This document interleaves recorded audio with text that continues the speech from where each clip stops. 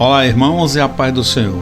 Meus irmãos, é comum vermos em várias redes sociais mensagens de vários religiosos dirigindo-se para a sua câmera como se estivesse de corpo presente bem na sua frente, falando como se fosse somente para você, dando ênfase em suas palavras, como se fosse você a única pessoa que está vendo aquela mensagem. E até nas igrejas, sejam elas de qualquer denominação, sacerdotes se dirigem a determinada pessoa e soltam uma mensagem como se fosse uma profecia mandada por Deus para aquela pessoa.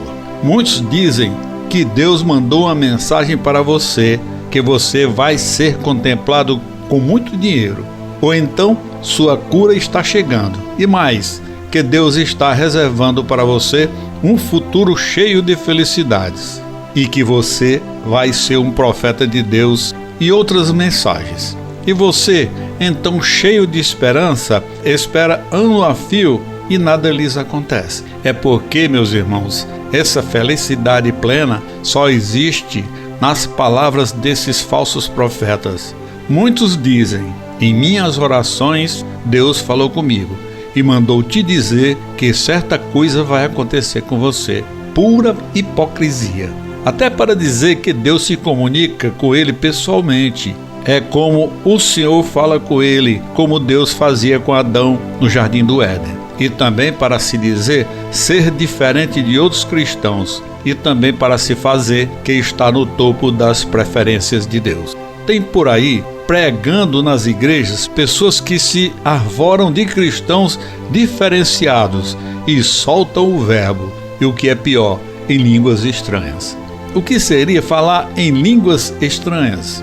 Falar em línguas estranhas, também conhecido como glossolalia, é uma prática em que as pessoas proferem sons ou palavras semelhantes à fala, e muitas vezes são consideradas línguas desconhecidas para quem está falando. É um dom espiritual dado pelo Espírito Santo. Mas esse dom não está ao alcance de qualquer pregador, não. Da mesma forma, é atribuído aos cristãos que vivem em espírito. Veja o que está no livro de 1 Coríntios, capítulo 14, versículo 2, que diz assim: porque o que fala língua estranha não fala aos homens, senão a Deus, porque ninguém o entende. E em espírito fala de mistérios. Muitos pregadores recheiam seus discursos de muitas frases incompreensíveis. Alguns são sinceros, outros o fazem apenas para se fazer diferente de outros cristãos, ou ainda para ter tempo para lembrar o que vai falar em seguida. Os cristãos que preferem esses sons estranhos falsamente o faz. Esses profetas da última hora já adquiriram uma passagem de ida sem volta para o inferno. Deus fala com você sim, mas através do Espírito Santo em sua alma, em sua intuição, nas suas vontades, na sua fé e quando você está em espírito, vivendo uma vida santa diante do seu Criador, mas nunca dessa forma, de aparecer corriqueiramente a um pecador, principalmente desde quando o homem quebrou a sua aliança com Deus através do pecado. Deus prefere usar uma criança ou uma pessoa que provavelmente não tem nada a ver com religião e que viva uma vida reconhecidamente santa. O que permeia entre esses profetas da última hora são enganadores que usurpam das fraquezas de pessoas que estão sofrendo naquele momento que você mais está enfraquecido e não conhece a palavra de Deus. São mercadores da palavra de Deus, são mercadores dos templos de Deus que ficam sempre milionários, como vemos no meio das igrejas suntuosas e majestosas, e que sempre tem um dono, e esse dono nunca é o Senhor Deus.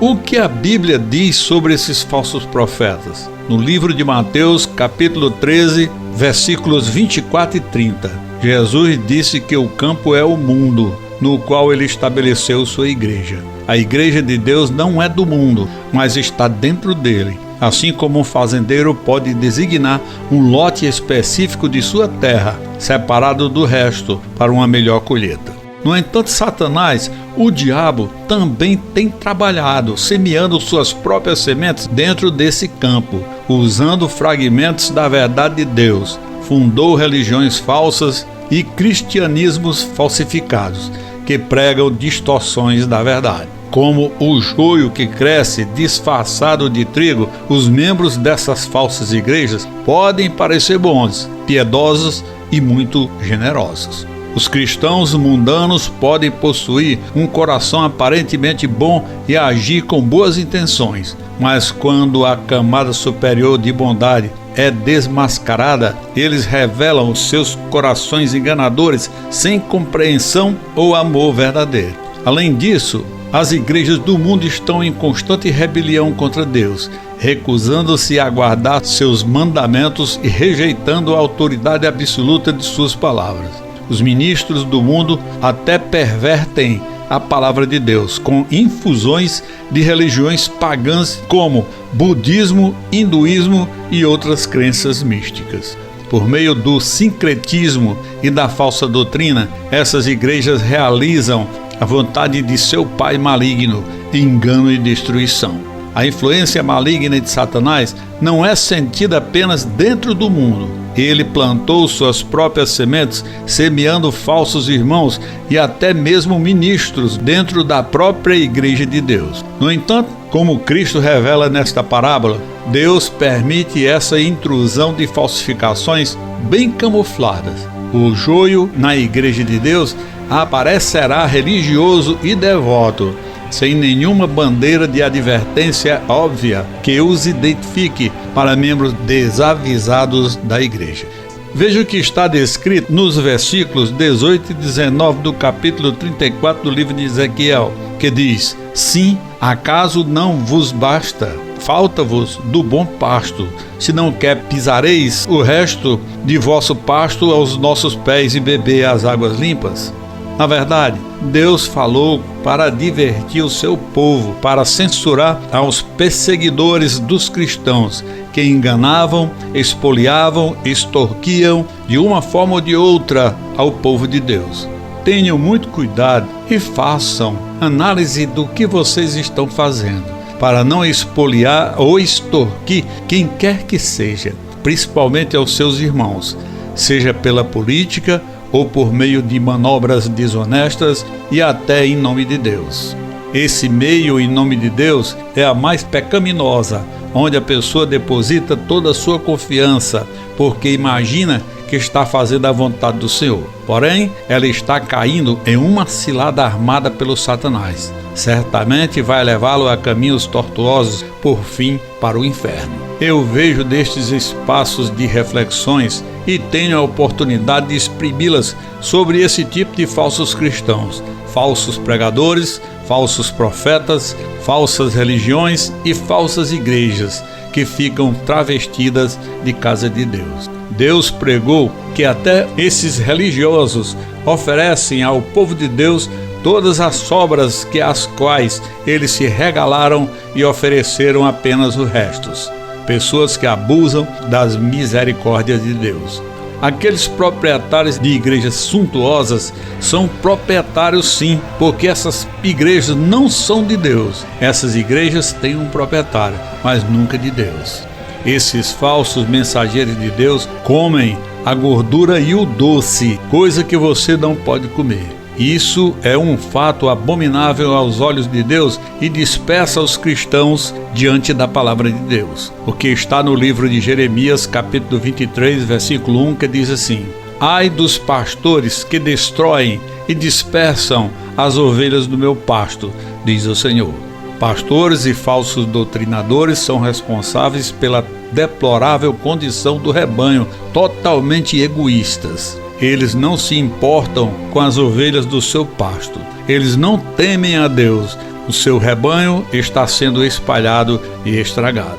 Desde a antiga Israel, essa era a triste condição do povo de Deus. E quando o Senhor Jesus apareceu no meio deles para buscar as ovelhas perdidas na casa de Israel, ele as encontrou como ovelhas sem pastor e teve compaixão delas. O que foi aplicado aos falsos doutrinadores do Velho Testamento está sendo aplicado também a muitos mercenários da igreja atual.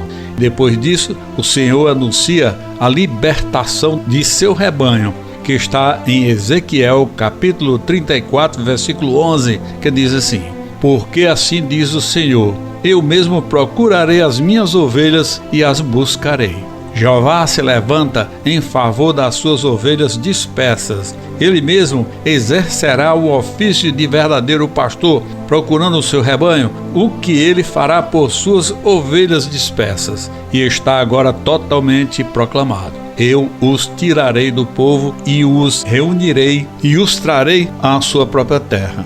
E os alimentos nas montanhas de Israel, junto aos rios e todos os lugares habitados do país, e os alimentarei em um pasto e sobre os altos montes de Israel, onde estará o seu aprisco. Terão um bom pasto, se apacentarão nos montes de Israel. Amém, irmãos, e fiquem com Deus.